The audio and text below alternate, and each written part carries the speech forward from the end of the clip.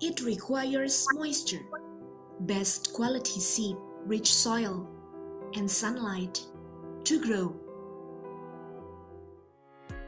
It requires hard work, improvement, eagerness, and collaboration to thrive. It requires purpose, vision, and values to discover new horizons. Together as one, we embrace diversity in jurisdictions, expertise, and generations.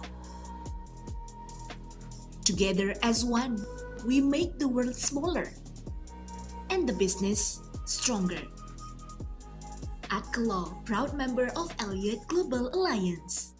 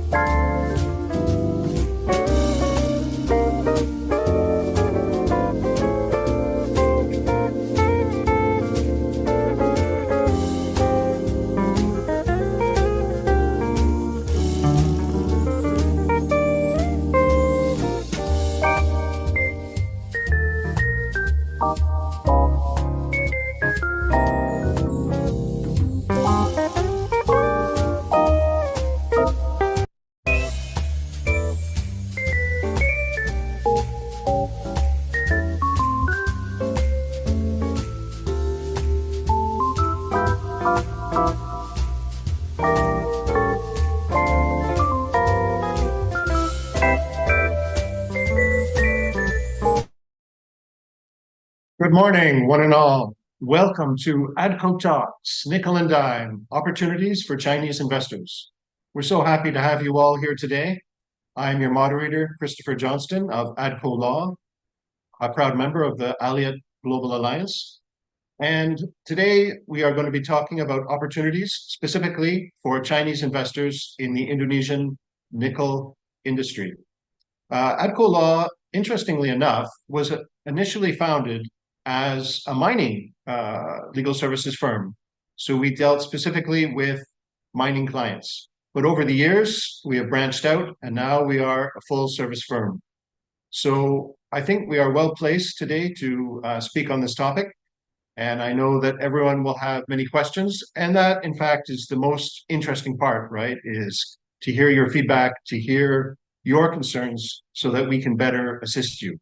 So there will be a Q&A session at the very end, but please feel free to type in your questions into the Q&A box at any time, and we will address them one by one as time permits at the very end. We're really interested in hearing your feedback, and you will note that there is a feedback QR code at the very end. So we encourage you to give feedback so that we can improve our service to you, our clients and partners.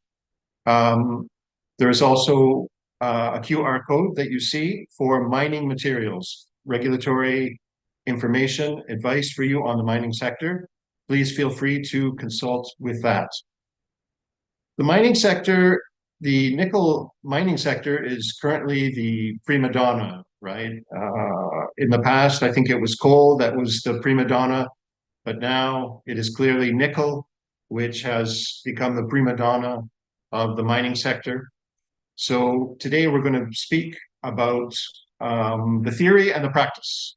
First, we will have Pa Morales, and he will speak on the practical aspects, the regulatory guidelines, and then later we will have Pa Alta, and he will be speaking of the practice. So the theory and then the practice of operating in the Indonesian mining sector.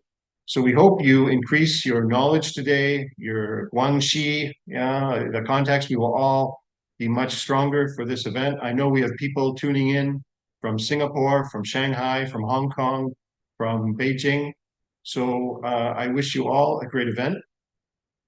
And I'd like to start with introducing our partner, Pa Morales Sundu Singh, who is our partner for disputes and labor, specifically industrial relations.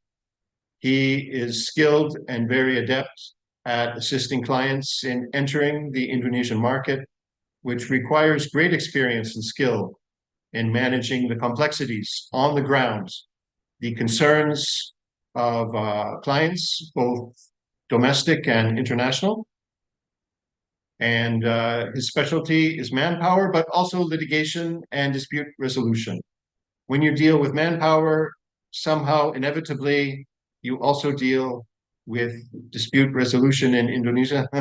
The one seems to lead to the other, right? So he is expert at both. But before Morales begins his talk, I'm going to give a very brief overview of the sector, some of the commercial considerations. We know that the HPAL smelters have been mostly banned in China, but they are still okay in Indonesia.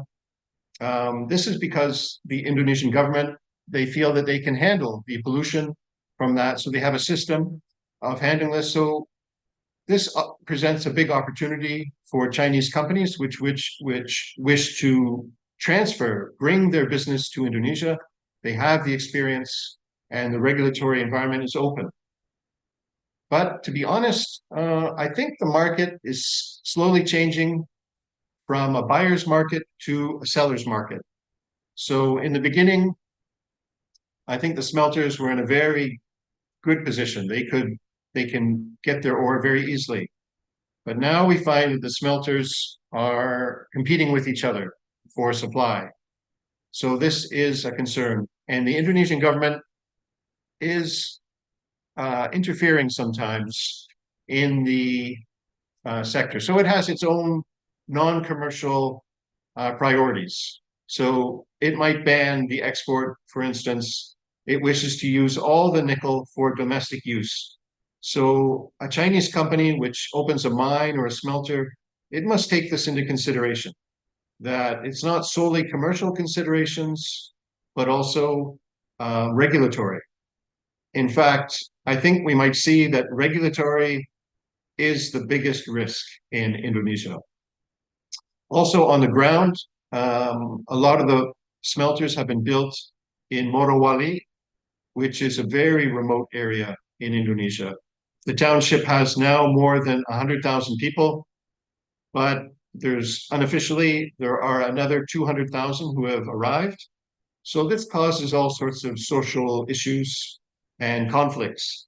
So I think a PRC company, any foreign company, they must be ready to deal with these social issues. So the investment is now reaching a peak, and I think the government might soon start to limit the number of smelters. So this is a concern. The EU is pressing Indonesia to not use coal to power the smelter. This is also an issue that you must take into consideration. As for now, Indonesia is resisting these moves to put pressure on it. Recently, there have been some incidents at the Morowali Industrial Park, where most of the smelters are located. There have been fires, explosions, people have died. So I think now more than ever, there will be a focus on safety, on protection of the environment.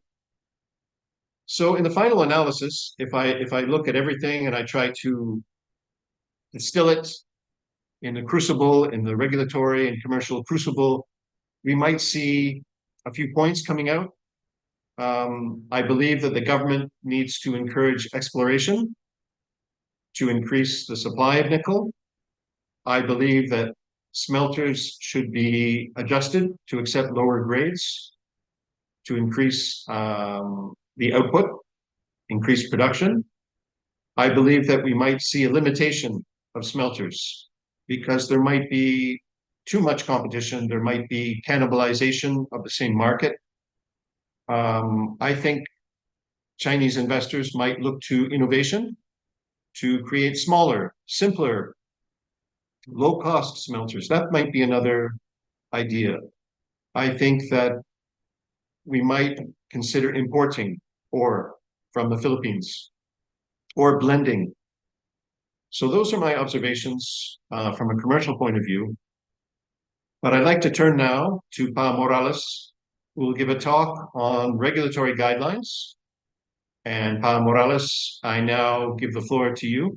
And please feel free to enter your questions into the Q&A box. I know I have a lot, so you please too fill in your questions. Pa Morales, I give the floor to you. Thank you. Thank you, Pak Chris.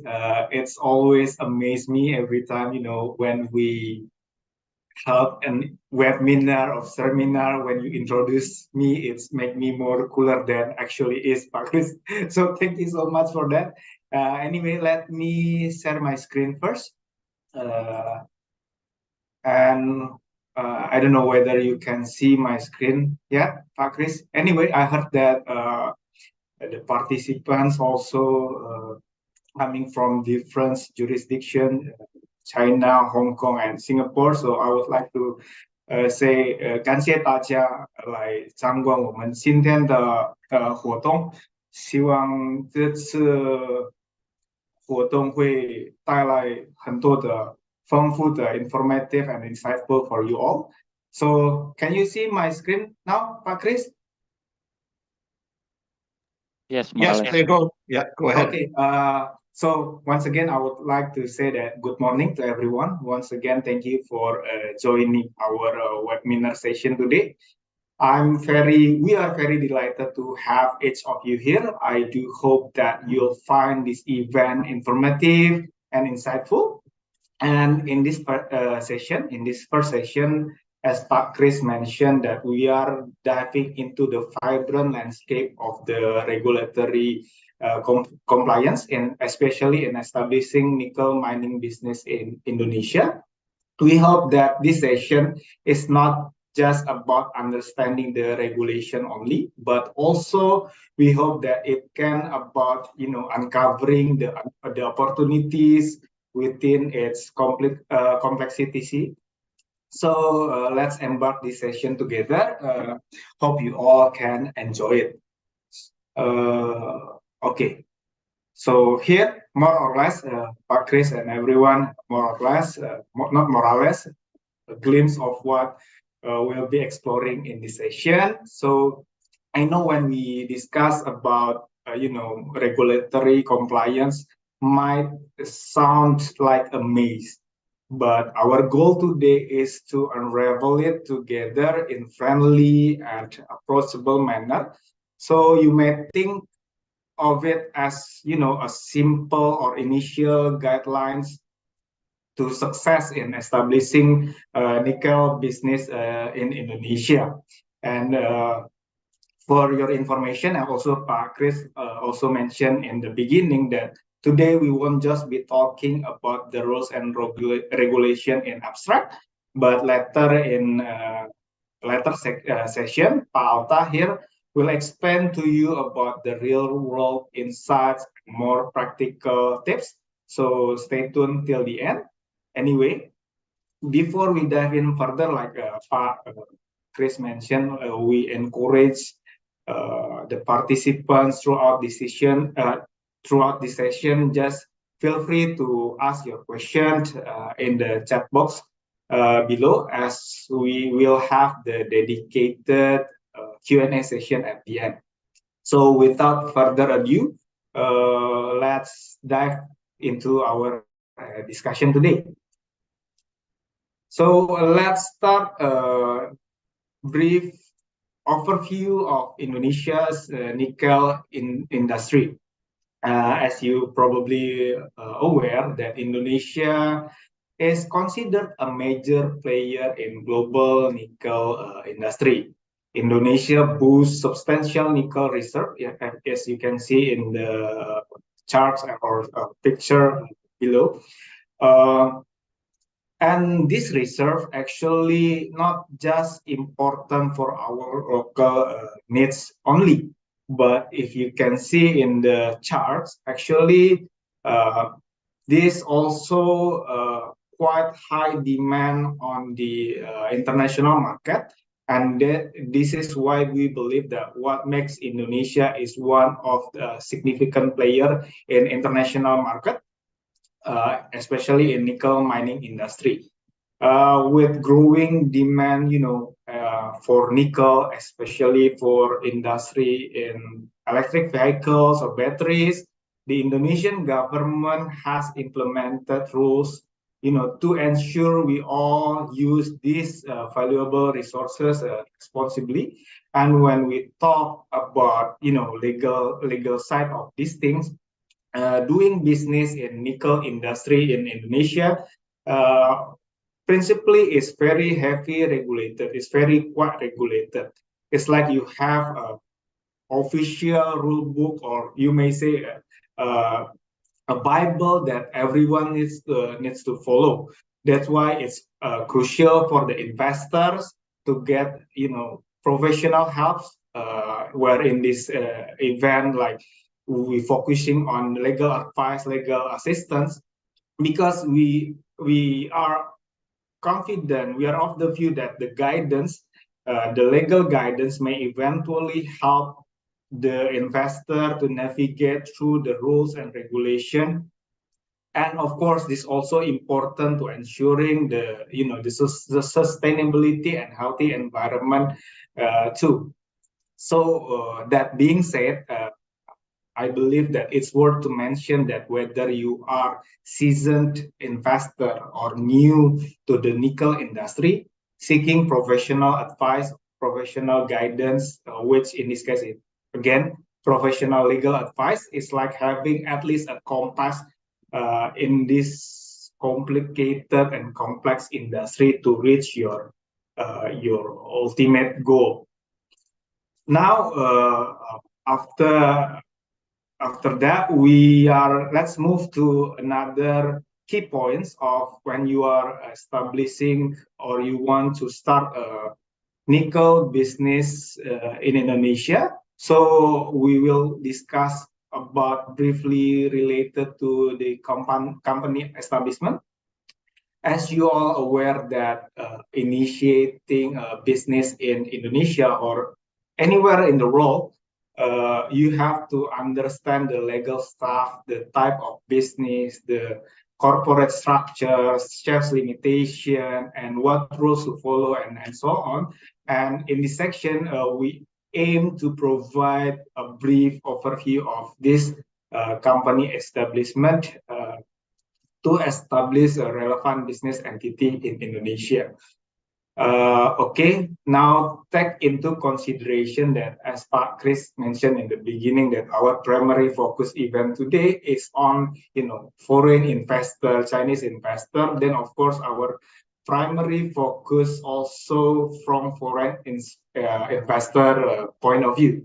Therefore, if you see in this chart, there you can see we emphasize to establish a foreign limited liability company.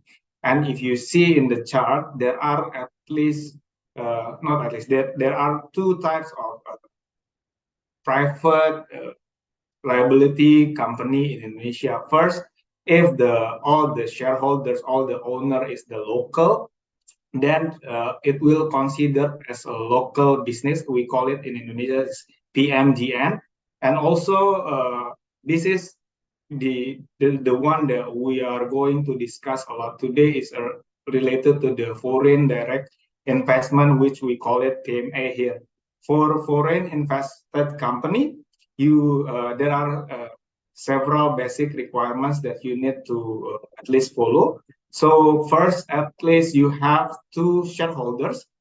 So the shareholders can be full, for initial phase, it can be full 100% owned by foreign shareholders, or it can be mixed also between the foreign shareholder and domestic shares ownership. Then it still will be considered as the PT-PMA, PT foreign direct investment.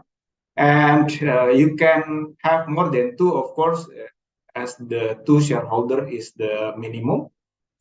And then you also need to appoint a director, one director and one commissioner, at least one.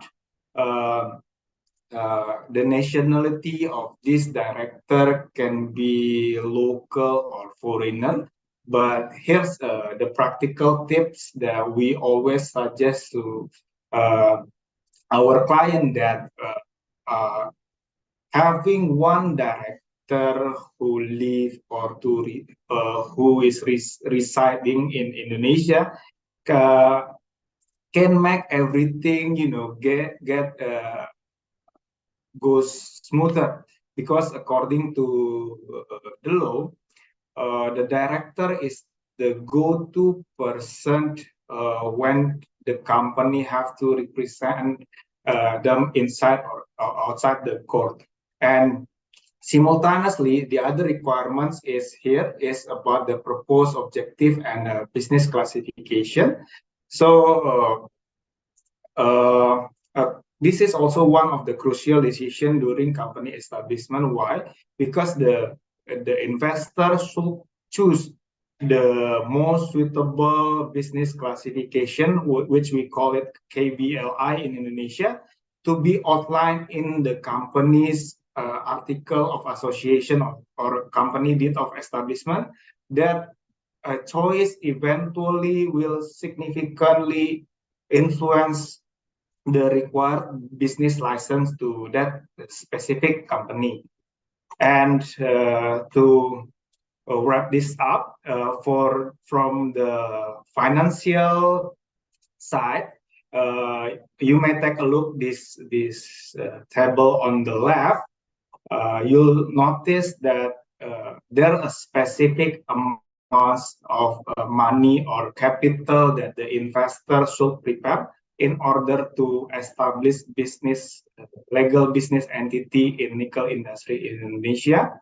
But as today's focus on foreign investor, then you all can simply see at the bottom of this table, whereby it can tell us that the minimum requirements, capital requirements for foreign investment company to establish in Indonesia, that they have to at least prepare 10 billion of Indonesian rupiah, or roughly it's, I believe, around 460,000 renminbi or Chinese yuan as the initial investment. But please also take note that this capital business investment does not will not consider the, the acquisition of land or building, if any. So that's huge, yeah. Because as you know, mining industry itself, you can say that it's high intensive capital business. That's why our government set the minimum requirements for foreign investment mining company as at the minimum is 10 billion rupiah. And now, after we understand, after we discuss about the preliminary requirements, now let me give you a quick overview of the steps in establishing a company in Indonesia. We can take a look at this chart. It's starting with the basic, but not less important is checking whether your desired company name is available or not. This will be processed by the notary, but also our suggestion, you have to, as the investor, at least have couple or several alternatives of the company name, maybe 2 or 3, because just in case the company name or the first choice or of the company name you already consider is already taken by other company. So moving forward, the next steps is involves signing the deed of incorporation, deed of establishment. This is where the initial shareholders, like I mentioned in previous slide, at least 2 or even more, make it official before the public notary. And following this step, then the investor can simply await for the approval from the minister, from the relevant minister. And after that, you can secure the taxpayer registration number, or we call it NPWP in Indonesia. And now move to the one of the most crucial part when you are establishing company, nickel mining company in Indonesia, is you have to obtain relevant business licensing. This is before the company can kick into action, before the company can, operate in Indonesia. So obtaining relevant business licensing is quite more like a green light that says, okay, after you obtain the relevant business license, and then after that, the company ready to go. So that's a quick overview to establish a company in Indonesia, especially in mining nickel industry. So when we already touched or mentioned that obtaining the mining licensing and permit is one of the crucial elements, then now we are going to discuss about what are actually the licensing and permit that the investor should have in order to run the business in Indonesia. If you can see in the slide, you'll see a bunch of different color of boxes.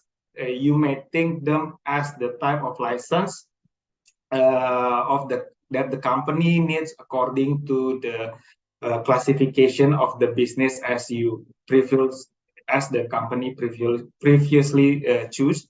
So the blue ones here are the license that are close related to mining business industry, but they are not mining companies. So, for example, this mining service license is required for conducting mining service business which are related to the states or part mining business. So, in the exploration, if you are doing the construction of the that support the mining activity, then this company should have the mining license service. And also this related to the sales and transportation of the mining commodities, which also include nickel. And the red box here, if you see, on the other hand, are limited to the local mining businesses. So maybe we are not going to touch that in today's event. So, and you can see this here is the blue, darker blue.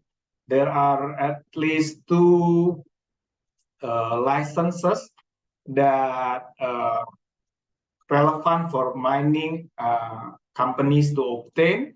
This cover the exploration license for exploration phase, and also for the operational production for mining activity. So you see, understanding this license is like having the right keys to unlock different stage of your nickel business journey. It's a critical part of the process that ensures the company so that they can operate well within the right legal framework, and also contribute to the responsible of growth of the industry. And after we understand about how to establish the business and what the license that the company needs to obtain, then moving forward, we will briefly explore also about the divestment obligation topic, as Indonesia has regulation in place to ensure the participation of local entities in nickel mining operations. So, okay, here's the deal. In case you are not aware yet, foreign investor in nickel mining industry are required to sell a portion of their shares to Indonesian participant, either to Indonesian government or the local entities. Principally in this chart, you can see the timeline, also the number of shares that needs to be divested. But in principally, the regulation status that up to here, 51% of the total shares needs to be divested, but gradually to entities like central government, regional government, or state-owned Indonesian state-owned enterprises, regional state-owned enterprises, or just private local companies. It's important to note that this countdown here in the left side here, the year section, you can see that the countdown of the divestment start from the commercial or after commercial production start. So, for example, when the company obtained the business license, for example, in 2020, but after the company obtained the license, the company not directly start the commercial production until, let's say, 2024. And then the countdown of this commercial production, the countdown for the divestment obligation will start 10 years, for example, after the year of commercial production year, which is in 2024. So the 10-year not start when you obtain obtain the license, but after the commercial production. But now here's the common challenge we often see when we assess uh, the investor, whether Chinese investor or other foreign investor, is they are concerned about losing control of the company when they have to deface the share. I mean, at the end of the day, let's see, for example, after 50 years, they have to deface more than 50%. See, it's 51% of the share. That means they are may consider already losing the control. So I know that we understand in Adkolo this is a tricky spot, and this is where the having practical legal advice is crucial, especially when the investment law strictly prohibits that any form of nominee arrangement is prohibited. So navigating this aspect or this concern from the investor uh, needs to careful consideration. So when it comes to divestment, we may say that it's like not a legal puzzle, not all everything about legal. It's also finding the most practical solution to meet to still, of course, meet the regulatory requirements, but still persevering your company or the investor business goals. So that's why this divestments obligation is quite tricky and often become one of the concerns when the company or the investors want to establish their business entity in Indonesia. Now, I mean, this is probably my last slides for today. So we will have a quick discussion also on one of the recent legal changes in mining industry. So just lately, Indonesia government already enacted the regulation number 10 2023, which revokes and replaced the previous regulation on procedure for granting of area licensing and reporting in relation to mineral and coal mining business activity.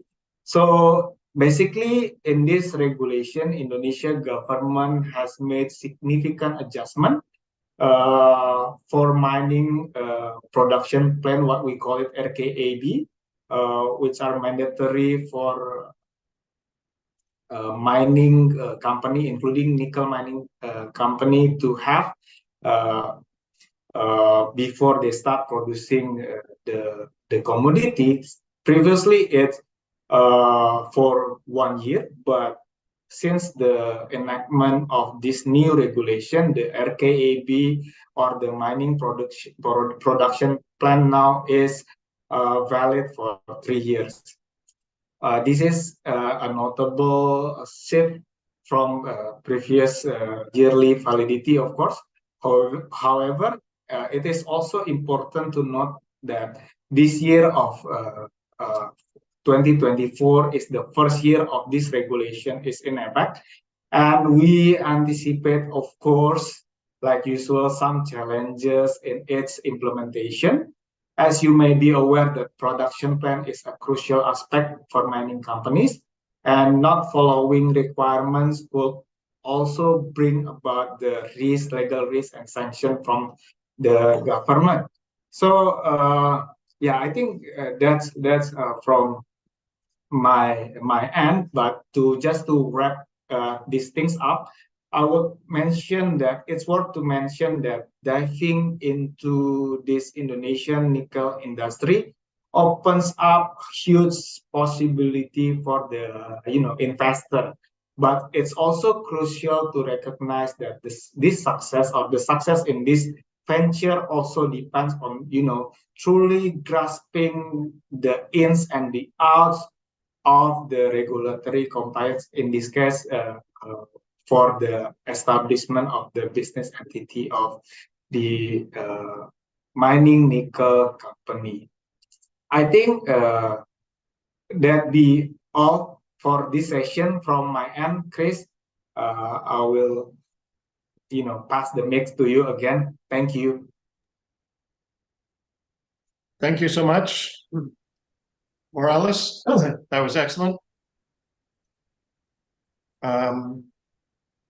What we can see there, I think if I just take a couple of the key points, is that a business model that works in China, it might not necessarily work in Indonesia, right? Because of the divestment, that's not something that you would think of in China. But the fact that you must divest after 10, 15, or 20 years, obviously this will affect business considerations, right? Also, the fact that the government has changed the planning document, which we call RKAB. So it used to be a yearly plan, but now it's every 3 years. I think this is part of the government's aim to streamline, the system. So I think the government is trying to make the system easier. We understand that there are local regulations, regional regulations, central regulations. So the local community will have its own considerations. There are people who might have informal power, right, in the area, the region. So these are all, they make for a very complex regulatory environment. So thank you so much, Morales. That was really excellent. And people, please feel free to type in your questions in the Q&A, and Morales will address them one by one at the end. Our next speaker is Pa Alta. He is also a partner at ADCO, also Laupan here, and he is an expert in regulatory and also in mining. So, as I said before, there's the theory and the practice. So if we make a Venn diagram, a Venn diagram of the theory and the practice, and we put them on top of each other, we will find that there are many overlaps, but not 100%. There are many areas where the theory and practice are different. And this is Pa Alta's strength, is he is able to explain to international investors the difference between the practice and the theory. I think there's a saying, the map is not the territory, right? So even if you have a map, it is not the true experience, right? It is not the territory. It is not the true. It is not the reality. So luckily, we have Captain Alta to navigate us through these many difficulties. And I now give the floor to Pa Alta to explain the practical guidelines. Please go ahead, Pa Alta. Thank you, Chris, for the introduction. You always have some big words here for me. Thank you. Thank you for all the attendees also to spare some time to listen to us, and hopefully this can be beneficial for you to equip you maybe speaking with your clients in China if they have interest in investing in mining nickel industries in Indonesia. Let me share my screen first. Hold on.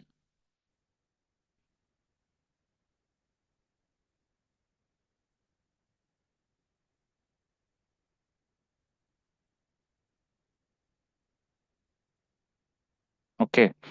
In this session, I will present about practical guidelines for guidance for lawyers in handling nickel mining business in Indonesia. And the topics, there will be 3 topics that I will speak. And firstly, it's about the common challenges. And also the second one, risk mitigation. And the third one is the opportunities for legal services. For the first topic, basically, we would not mean this to be limit your client's interest in investing in Indonesia or demotivate them in investing in Indonesia, but actually we gather a couple of common challenges that the business operators are facing in investing in mining sectors in Indonesia. So this is an actual problems that they usually face and the factual problems that the investor may also face in investing in nickel mining industry. First of all, the most common challenges is about reserve data ownership. Most of mining companies didn't actually do the exploration themselves. They usually hire a service company, specifically mining service company, to do the exploration. Because realistically, certain area, mining area, will not. There will be no mining reserve in all of those area. It will be separated, right? Maybe in this area, maybe in this area, or maybe in that area. This is what the exploration stage purpose, yeah, to find where are the reserve. So the mining companies usually utilize or engage a mining service company to do the exploration. And after the exploration has been done and the data of these reserve are already collected, who own this data? Data is a very powerful source that could be traded nowadays. This data can be disputed. Is it will be owned by the company or the mining service business? It will depends on how you contract or draft the mining service agreement. Usually, if it's not regulated in the mining service agreement, then it will be automatically owned by the mining service company because they are the one who do it. They are the one who do the exploration. But in the other hand, if the mining service agreement specifically stipulate that all the mining data will be owned by the mining company, then the mining service company need to transfer and give all the data that they compiled to the mining company. This is a tricky situation because, again, as I said, data is a very powerful source of trading commodity, and it could be traded. This need to be clear. And most of the dispute in the exploration stage is related to this ownership of reserve data. The second one is the license or permit revocation by the government. So if you are a mining company in Indonesia, there are a lot of obligation need to be adhered, whether it is based on the regulation itself or the licenses. Because in the specific licenses provided by the government to the mining companies, there will be specific obligation they need to be fulfilled. For instance, like reporting obligations, payment obligation, environmental obligation, and etc. If these mining companies fail to fulfill one or a couple of their mandatory obligation as stated in their regulation or in their respective licenses, then it could leads into the revocation of this their mining license or permit. And if it's revoked, then they cannot continue the mining activity. The next one is the obstruction of mining activities. This came from a lot of source. It is related also to the previous challenge here. If you didn't fulfill your obligation as a mining company and the government revoke a certain license for your operation, then you cannot continue the operation. The mining activities will be obstructed. And the source can also come from the communities. The most common one is the related to the land acquisition. The mining activities will cover hectares of land. there will be a lot of spectrum on the condition of the land, whether it's forestry area, whether it's already owned by certain communities. And if it's owned by certain communities, then you need to acquire that land first. And those process could obstruct your operation because, yeah, acquiring the land, it will take a lot of effort and finance, yeah, need to be prepared by the mining companies. And if you don't own the land, then you cannot do your mining activities.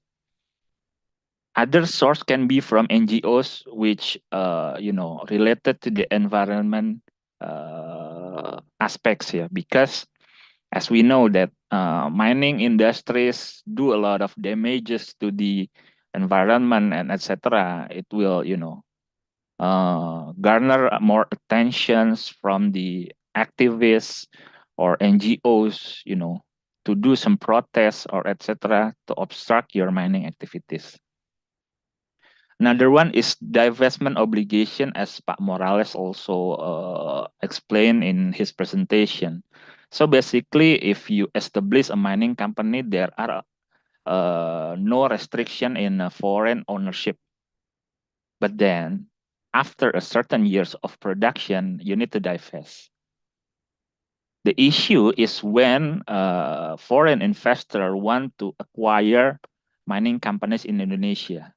You need to pay attention on how long have they conduct the commercial activity, commercial operation, because you need to calculate when you enter the company in a certain time when the divestment obligation already applied, then you cannot enter more than what the divested shares already restricts. Basically, it will take a reconsideration from the investor on the value of the investment and also the timing of the investment that they want to do. Next thing is the business model determination. So basically, in the nickel business, it's not just mining, because as we may know that the government of Indonesia has restrict the sales of raw ore of nickel, yeah, cannot be exported. So what can you do is you need to purify it through the smelting process. Do the mining companies do their own processing? Maybe yes. So basically, if a mining company already have license, they can do the smelting processing integrated. But then there are a lot of business model that to construct or to establish your own smelter plant will be a lot of costs and a lot of responsibilities also. Then just to diversify the risk and also diversify the fund, most of the mining companies don't do their own smelting process. They will sell the raw ore, nickel ore, to the smelting companies. It is a different business, basically. The smelting companies falls under industrial ministry, whereby the mining companies falls under the mining ministry. There will be different license. So when this ore has been processed by this smelting company, then it can be exported. Again, the mining companies can do it alone without giving it to the smelting company. But then there are a lot of aspects and spectrums need to be considered regarding the cost and the risk. Next one is the obligation to use local contents, labors, and products. There are specific regulation in Indonesia whereby mining companies need to utilize local labor in a certain area and also local products. The issue in here is that usually in a certain mining area that are very remote, there are not a lot of capable labor to do the work and etc. This has become a quite interesting issue in Indonesia because the government didn't provide the way out on it. They just regulates the usage of that labor and products without really considering the scarcity of the labors and product on a certain mining area.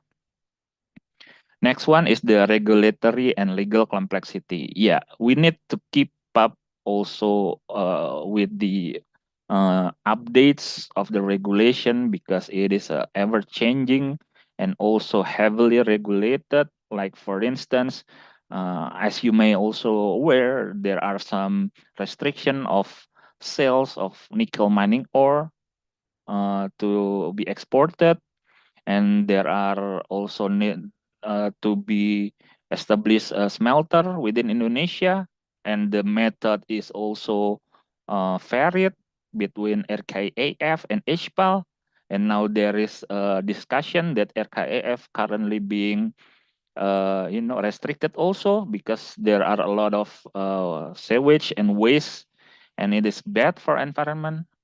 There are quite a challenge with regards to the regulatory and legal complexity for mining business and especially nickel in Indonesia. Financial challenge, as we all also aware that currently the world are heading towards more green energy, ESG aspects, and a lot of lenders and banks are considering to halt their approval to provide some funding to these mining companies. Payment collection problems related to the contracts mostly between the mining company with its vendor, supplier, or also mining services. There are a lot of dispute also with regards to trading, whether a certain company has provided their ores but didn't get paid. Also related to the contractor, the mining service didn't get paid, share ownership, and also, as I explained earlier, the land ownership. So we will not just provide you with what are the common challenges on this mining nickel, but we also will share with you our risk mitigation strategies to face those kinds of challenges. First of all, the risk mitigation that we usually explain to our client is to understand your potential partner. Because in Indonesia, as maybe Pak Chris also explained earlier, there are a lot of little kings in the remote area, and if you want to do business there, you need to get to know them. So yeah, you need to know and understand your potential partner. So if Chinese investor is interested in investing in Indonesia, and they need to know who are the parties that they will cooperate with. And the second one is to prepare agreement precisely to mitigate any risk for both parties. Yeah, we have a lot of experience in handling mining transaction, not just M&A, but also agreements regarding to the mining activities. And from those experience, we have learned a lot, the risks and the challenges that I explained earlier. So basically, we can prepare any agreements or contracts or any kind of documents with due consideration of the risks and challenges that we have experienced. The third one is to adhere to all obligation as outlined in the laws and regulation. We need to make sure that all permit are all acquired. We also need to submit our RKAB.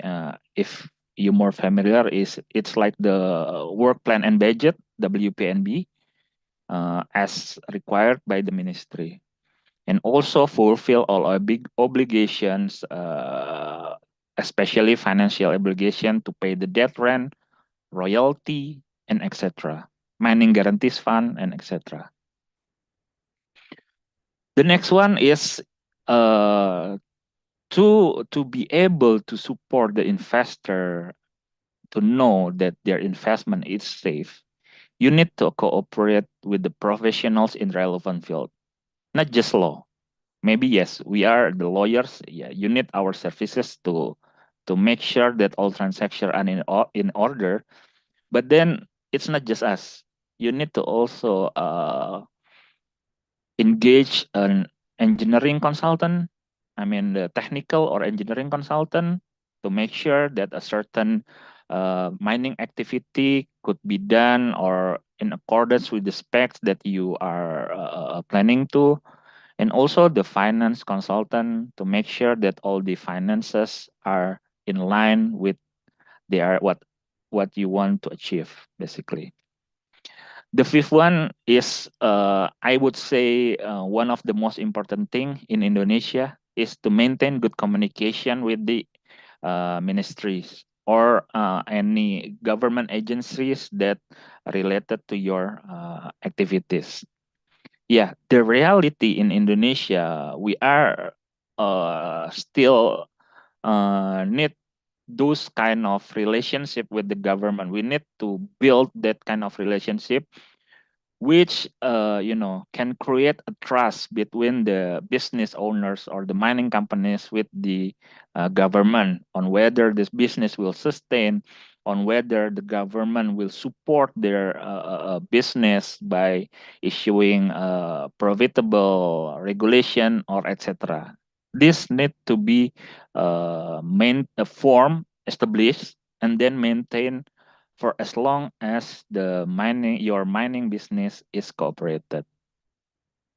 And the sixth one, also important, is to always do the due diligence for all transaction, not just legal, but technical, financial, tax, due diligence for any activities like transactional, like a sell and purchase of mining commodities, including nickel, or do the corporate action, M&A for the mining companies, and any kind of cooperation.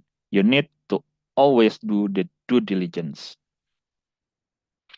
And the last one, basically, the opportunities for legal services in Indonesia in the mining landscape. So, yes, mining sector is heavily regulated in Indonesia. I would say certain lawyers that just started to understand mining would not be a proper representative for investor that want to invest in mining activity in China. It is a very heavy and highly evolved, highly evolved sector in Indonesia, because if we speak about mining sector 10 years ago and today, it's totally different. So you need to be accompanied by a proper and consultants that have the knowledge about the industry. And the next ones is, Indonesia is a significant producer of nickel. So at the moment, because of the world are heading towards a more greener energy, especially EV, nickel has become a very sexy commodity by the latest. So there are a lot of opportunities in Indonesia, especially for the Asian market, because we believe China has a very great potential in producing parts of EV, and therefore we can go together as a partner in the Asian market. I think that's all from me, Chris. I will give the mic back to you. Thank you. Thank you so much, Alta, for that very interesting presentation.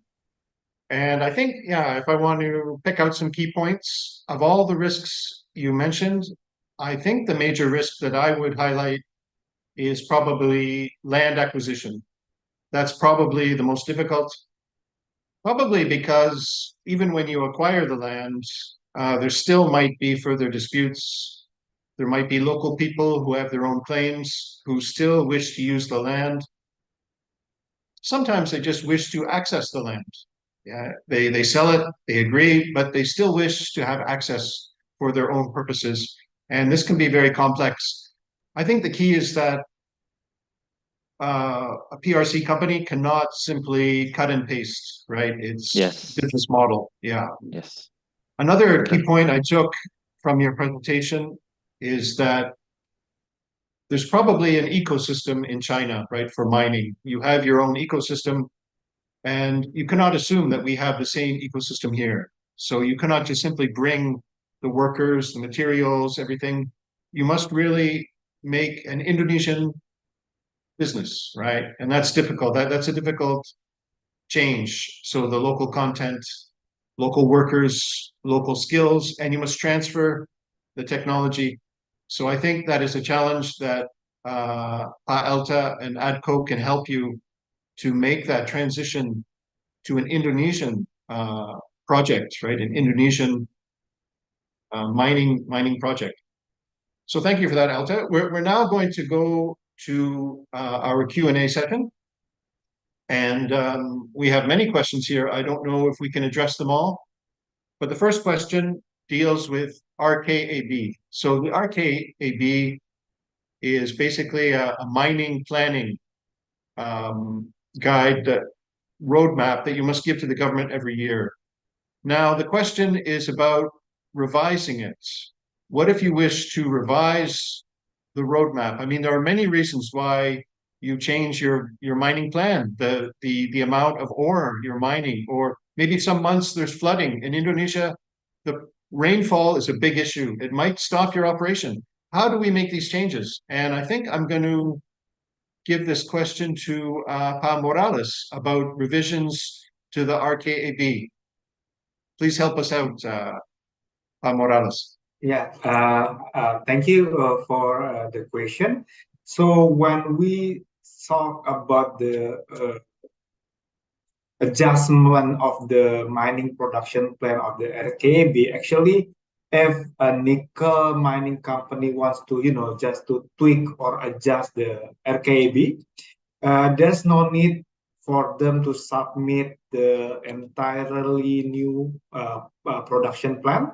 Instead, the company can put a revision request to the government once a year. But please note that this timeline should not be later than July of the current year. And also the laws, the regulation already, have determined a reason for approving this adjustment or this change. Like it's limited to if there's any unexpected event occurs, like force majeure or maybe environmental hiccup that affecting the operation, or shift in the government policies and so on. That the government change of government policies, of course, that's something we are sometimes, we cannot avoid, but that's something we can anticipate. And please note that determining the production plan is a crucial factor also in this matter, Chris. For example, like meeting the mandatory domestic market obligation is very crucial. Because why? Because failing to meet this DMO, domestic market obligation commitment in the beginning can lead into significant and costly commercial sanction. That's why especially when the new regulation regulates that this RKAB will valid for 3 years. Because previously only valid for 1 year and the next year you can change, but valid for 3 years, you have to consider the number, the production plan carefully, because if not, then the company may face the sanction. For example, if you set the production plan it's very high since the beginning, and you in the mid-year you find that okay, just in the beginning of the year you said okay, let's make the number high, the production plan is very high, because later we can change, but not the regulation said that if you do change the production plan in the mid-year, let's say in the beginning you mentioned that 1 million tons per year, and then the domestic obligation is 25% of the production plan. And in the mid-year, you see because of the difference or something happened in the process, you want to reduce your plan to, let's say, 500,000 ton. And then the domestic obligation of this company will still remain 20% from the initial plan that you mentioned in your initial RKAB. That's why you need to carefully decide it. Because why? Because the sanction is very significant. Commercially speaking, it's very significant, Chris. But I think it's good that the government does give this flexibility. So if the price of nickel or of coal or whatever rises or falls, and maybe you want to change your business model. Hey, we were selling domestically, now we wish to export, or we wish to increase production or decrease. The company has this flexibility. I mean, that is positive. I think you're on mute, Chris. Yeah, sorry. We'll go to just want to add, right? You can adjust it, like see the market trends. However, the regulation already strictly mentioned that when for example, the initial RKAB is higher than the adjustment RKAB, then the DMO, the domestic market obligation number, will still refer to the initial higher plan. That's why then if you are fails to fulfill the domestic market obligation, there is a sanction for that action. So that's why I mentioned that this is very needs to consider carefully, Chris. Okay, thank you, Morales. We'll go to the second question, which regards license revocation. Now, hopefully this doesn't happen, but what can a company do to mitigate this risk, to ensure that, well, to take measures to minimize the possibility that your license will be revoked? Because ultimately, the government has the right to shut your business down. They can revoke the license. I'm going to give this one to Elta. What are the risk mitigating measures to mitigate license revocation? Sure. Yeah. Basically, on the mining companies, there will be usually a specialized section for the compliance sectors. Yeah. This will support the head of mining operation to ensure that the company will adhere to all of its compliances obligation. Yeah. It's not just based on their license, IUP license, mining license, but also their environment license and any other aspect related to the operation of the company, like employment and also tax. So basically, to make sure that the company will not get their license revoked is to have a certain specialist to to always guide the companies to fulfill their obligations, Chris? Yeah, I think it's a good question, but it doesn't happen arbitrarily. I mean, this is pretty dramatic. You know that Mm. something a license is pulled. It has to be. I think it's most often from inactivity, right? If there's no Mm. activity for many years, then the Yeah, license will be revoked. Yeah. yeah. Would you like to? Yep. Yeah, for the inactivity, actually the government provides you with some leeway in that you can propose a suspension of activity due to certain things. This certain activity can be justified. Yeah, it can be related to the force majeure, it can be related to the financial aspect, and etc. So basically, if a mining company has submitted this mining suspension activity and the government approve it, yeah, you can halt your production and etc. and any activity related to your operation. Would you like to add anything, Morales? Yes, I think I agree with that point of view there, Chris.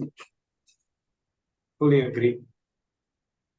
Yeah, it's not. I mean, it won't be done arbitrarily, and there is a system in place to address any problems or changes in plan. We have, speaking of a plan, we have another question. We have one from Shanghai who asks about the divestment. I think this must be the biggest challenge for a PRC company is to suddenly divest up to 51% of your company initially. And this can be after 10, 15, or 20 years, depending on the nature of the business. The question Yes, pertains to the question pertains to how do they, what measures do they take to yes, prepare for this? yes. Let me please let me answer that. Yeah, basically, the regulation on the divestment is already certain, already rigid, and how and the method of divestment is already clear also. And this divestment obligation did not comes up, you know, suddenly. It is already clear that you need to divest if it's a ordinary mining 10 years after the commercial production. If you have smelter plan, then it can be 20. And if you do the underground mining, it can be 25 years after the commercial production. So the period is already clear. So within that period, when you haven't entered the divestment period, you can do the mining activities and gain the profit as you like. But then when you enter the divestment period, it's not just suddenly you lost control of the company, because the divestment will be done in stages. The first one is 5%, and then the next one 10%, gradually until you can say you lost the control of the company because you cannot hold more than 49%. We have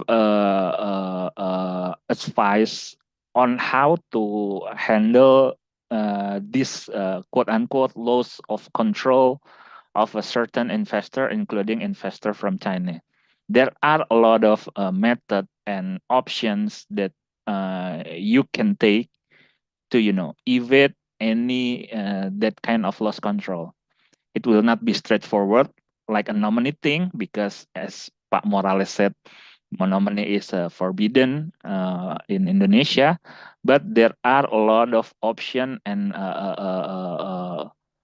way out to to handle this kind of thing. That's for me.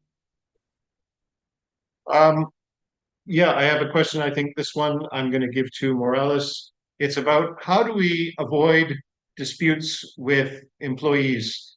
Um, Obviously, when this happens, there's a whole process, but you must admit that the best strategy is to never have a dispute. Are there any strategies that, in your experience at ADCO over the years, are there certain measures that you recommend to clients, foreign and local, to avoid disputes? Okay, thank you, Chris, for the question. I think from the employment side, no matter whether you are a nickel industry or any other mining industry, the disputes always something that we cannot fully avoid, but we can mitigate. So, for instance, to mitigate the risk, we need to, prepare comprehensive and detailed employment agreement. So whenever dispute happen, we can simply refer to the documentation either in form of company regulation, employment agreement, or collective labor law. And when the dispute eventually happen at the end, then that's something the company should face. However, our initial suggestion always is what is the main goal of the company wants to achieve, whether the company concerned about the commercial risk or then we have to deal it with different approach. For example, if the company is more concerned about the other risk, for example, reputation risk, because they have dispute with uh, the employees, especially foreign investor. In this case, maybe Chinese investor. They don't want their reputation bad in the society because, for example, the dispute related to the massive termination, for example, then we do have several steps and procedure to be taken. Not it more or less is about the strategy how to handle the dispute. So it depends on the actual goal of the company, what they want to achieve, whether they want to they are concerned about the commercial, whether they are concerned about their reputation, whether they are concerned about the time they will spend if this dispute continue, or maybe they are concerned about other things. So one of the strategy for us to assist the investor is what is the actual goal of when the dispute arise. I think that's from me, Chris. Yeah, I think one thing that PRC investors should realize is that Indonesia is a whole world. If someone from Jakarta goes to a very remote area, they might find that there's a different language, different customs, everything is different. So for a Chinese investor, I think that culture shock could be major. Even for someone from Jakarta, it might be a culture shock. So we have to find a way to interact with the local people, with the workers, might be from a different area, they might be from the surrounding area. There's another question about the divestment. So I think this is an important subject, and it's what if no one wants to buy your your shares? Yeah, you must divest, but what if there's no buyer? I'll open it to both of you because this is a very fair question. What if there's no buyer for the shares? Then what? Yes, that is a good question actually, because there are stages need to be done for the divestment. Yeah, because first of all you need to offer it to the government of Indonesia if they are not interested, and then to the state-owned and regionally owned company. Then if they did not interested, also you can also offer it to the local companies. Then if not interested, you can sell it through IPO. I Okay. believe at the end through IPO, there will be buyers. But yeah, there is the Yeah. stages that need to be done. Maybe Yeah, this Morales is can add. yeah, please go ahead, Morales, if you would like to add. I think IPO is, yeah, it's not so easy. It is a solution, but maybe not for every company. Please go Well, ahead, Morales. I think just want to emphasize what Pauta said, that actually the regulation already stated quite clear that there are several stages for the company to. Firstly, they offer to the central government, and then if no one take, eventually they have the right, they reserve the right to offer the share to the private entity, which is local private entity. But at the end of the day, if still no taker, still no buyer, then the law mandates offering the share through the Indonesian Stock Exchange. But the law also mentioned that if the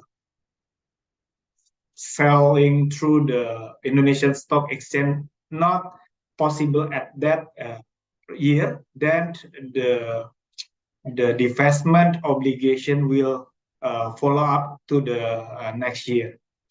I think that's from me, Chris. Well, that's very good. I mean, that shows the government is flexible again. They're always giving time to do something. They offer various options. We have actually quite a few more questions, but we don't have a lot more time, so we'll just do one last question. Oh, and it's a difficult one.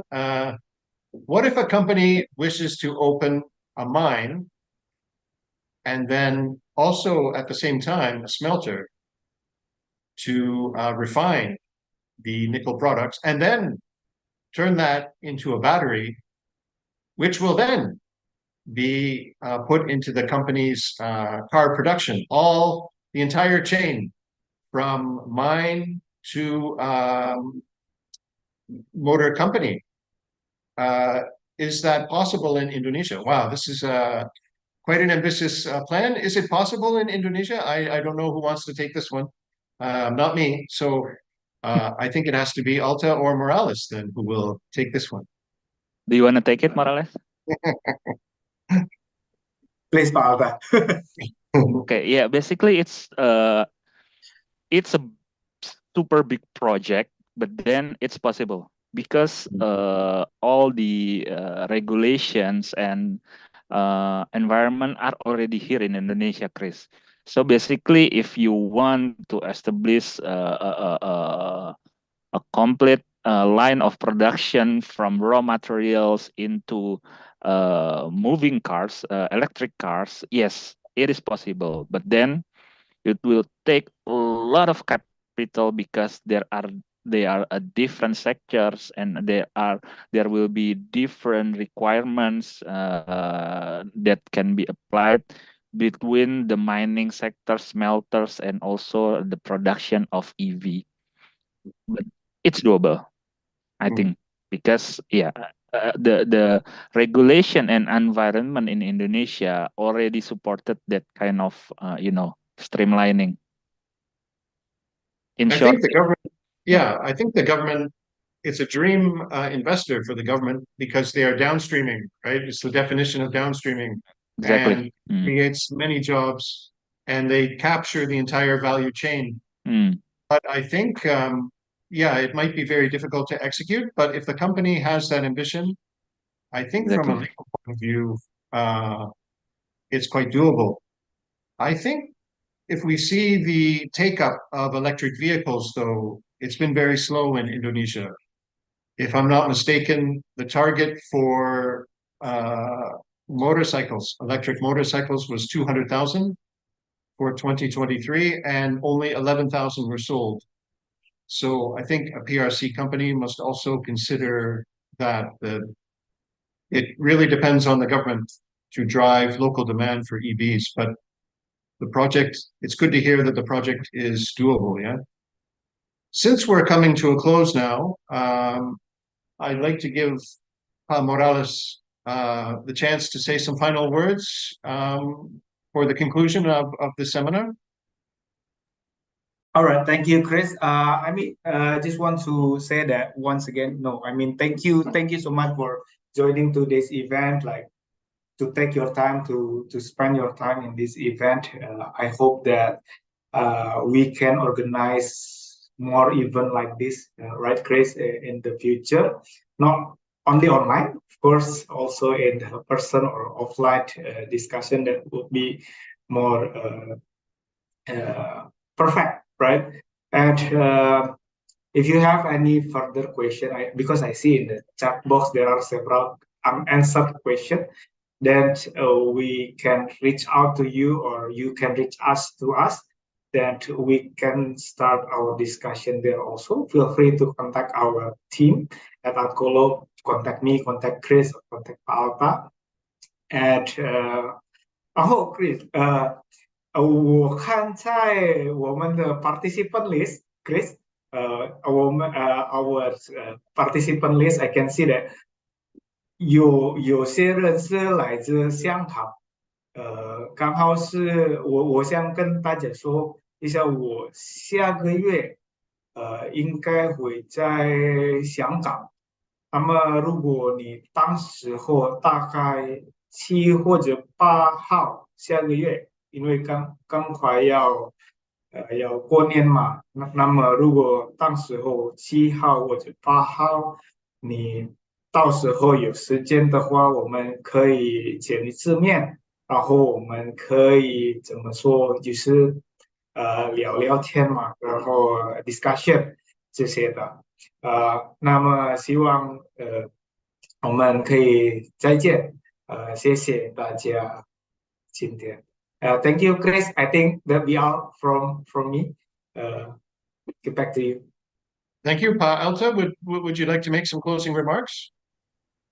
I think Morales has encapsulated what I would like to say, although I didn't understand. Yeah, thank you for all the attendees. We are very open if you need further discussion in any kind of aspect, not just mining or nickel, because we are, again, as Chris said, we are a full service law firm. Yeah, thank you for your attention. Thank you, Chris. Back to you. Yeah, thank you, everyone. And I hope we have connected today and you have our email details. And if you wish to build up your contacts in Indonesia for nickel mining and nickel refining or distribution, we would very much like to help you and assist you. And don't forget that there's a feedback form that you can fill out, and it will help us to improve our service. And please feel free to look at our website and scan the QR code in this presentation for materials. Thank you so much, and looking forward to seeing you again. Thank you and good day.